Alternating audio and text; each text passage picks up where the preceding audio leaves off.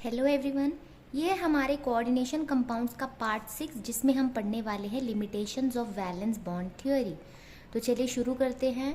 तो हम देखते हैं लिमिटेशंस का जो पहला पॉइंट है वो क्या कहता है कि इसमें बहुत सारे एजम्पशंस हैं।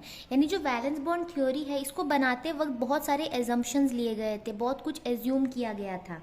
जैसे कि यहाँ पे हमने देखा कि अगर स्ट्रॉन्ग लिगैंड हो तो पेयरिंग होगी, वीक लिगैंड हो तो पेयरिंग नहीं होगी। तो ये स्ट्रॉन्ग एंड वीक किस बेसिस पे लिया गया था?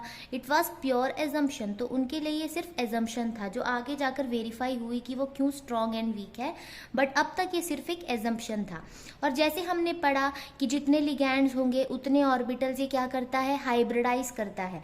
तो ये जो हाइब्रिडाइजेशन वाला जो कॉन्सेप्ट होता है ना, ये रियल कॉन्सेप्ट नहीं होता है, ये जस्ट एक हाइपोथेटिकल सिचुएशन है जिसमें हम कन्वीनियंस के लिए ये मान लेते हैं कि हाइब्रिडाइजेशन होता है, बट एक्चुअली हाइब्रिडाइजेशन भी एक तरह का एजम्पशन ही है यहाँ पर।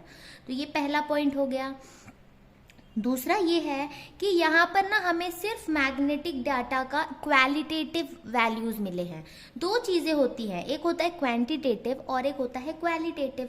क्वालिटेटिव में हमें बस ये पता चल जाता है कि हाँ ऊपर ऊपर से ऐसा है या वैसा है। जैसे कि हमें पता चला कि ये कंपाउंड पैरामैग्नेटिक है या डायामैग्नेटिक है। ये तो हो गए क्वालिटेटिव वैल्यूज जो हमें यहाँ पर पता चल जाता था।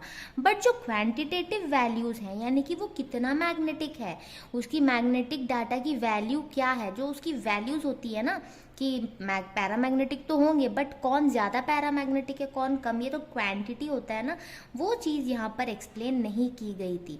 तो जो मैग्नेटिक डाटा से रिलेटेड जो टॉपिक होगी वो मैं इसके बाद वाले वीडियो में कवर करूँगी डिटेल में। अब उसके बाद क्या देखा गया कि उन्होंने ये भी नहीं बताया कि जो कोऑर्डिनेशन कंपाउंड्स होते हैं उनमें कलर क्यों होता है। जनरली कोऑर्डिनेशन कंपाउंड्स कलर्ड होते हैं, तो उनका कलर होने का रीज़न क्या है ये भी नहीं पता चला। ये चीज़ें हमें पता चलेगी क्रिस्टल फील्ड थ्योरी के अकॉर्डिंग। तो इसमें हमें ये चीज़ें पता चल जाएंगी। और यहाँ पे जो स्ट्रॉन्ग लिगैंड वीक लिगैंड वाला जो कॉन्सेप्ट था वो भी हमें क्रिस्टल फील्ड थ्योरी में पता चल जाएगी। अब आगे के टॉपिक्स पॉइंट्स देखते हैं। और जो वैलेंस बॉन्ड थ्योरी है उसने कोऑर्डिनेशन कंपाउंड्स की स्टेबिलिटीज़ को भी एक्सप्लेन नहीं किया। उनकी स्टेबिलिटी का रीज़न क्या है ये भी उन्होंने एक्सप्लेन नहीं किया। और जैसे हम सबको पता है अगर किसी कॉम्प्लेक्स का कोऑर्डिनेशन नंबर 4 होता है तो उसमें दो तरह की हाइब्रिडाइजेशन पॉसिबल है, एक है sp3 और एक है dsp2। जब sp3 होता है तो उसका शेप होता है टेट्राहेड्रल और जब dsp2 होता है तो उसका शेप होता है स्क्वायर प्लेनर। तो इन दोनों कॉम्प्लेक्सेस या ये दोनों स्ट्रक्चर्स के लिए उन्होंने एग्जैक्ट प्रेडिक्शंस नहीं बताई, मतलब इनके बारे में भी ज़्यादा एक्सप्लेन नहीं किया। और एट लास्ट क्या है, उन्होंने स्ट्रॉन्ग एंड वीक लिगैंड्स को ठीक से डिस्टिंग्विश भी नहीं किया कि किस बेसिस में उन्होंने इसे स्ट्रॉन्ग और इसे वीक बोला है, ये भी उन्होंने ठीक से एक्सप्लेन नहीं किया है। तो यही सारे उनके लिमिटेशंस थे जिन्हें फिर आगे क्रिस्टल फील्ड थ्योरी ने ओवरकम किया। तो उम्मीद है आपको ये समझ आया होगा।